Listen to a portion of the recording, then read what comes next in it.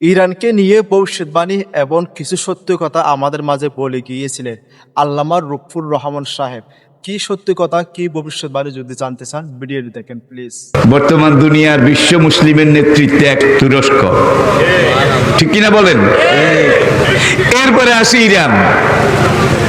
তাদেরকে কেউ শিয়া টিয়া এগুলা বলে টলে নক আউট করে দেয়।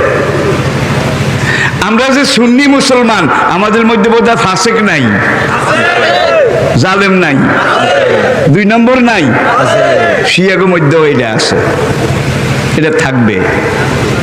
যে মক্কাতে নবীজির বাড়ি, সেই মক্কাতেই কিন্তু আবু জাহেলেরও বাড়ি। যেই মিশরে মুসা আলাইহিস সালামের জন্ম, সেখানে ফেরাউনের বাড়ি।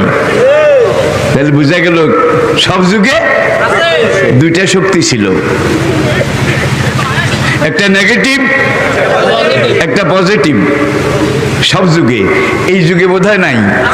আল্লামা প্রিয় হুজুরের কথাগুলো আপনারা হয়তো বা শুনছেন, তো শুনে থাকলে আসলে আপনাদের আর কোনো সন্দেহ থাকার কোনো দরকার নাই।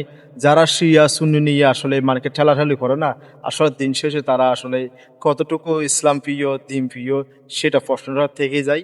আর কথা বাড়াতে চাচ্ছি না, ভিডিওটা ভালো লাগলে অপরকে দেখার জন্য সুযোগ করে দিবেন, অবশ্যই আপনার একটি শেয়ারের মাধ্যমে। আল্লাহ হাফেজ।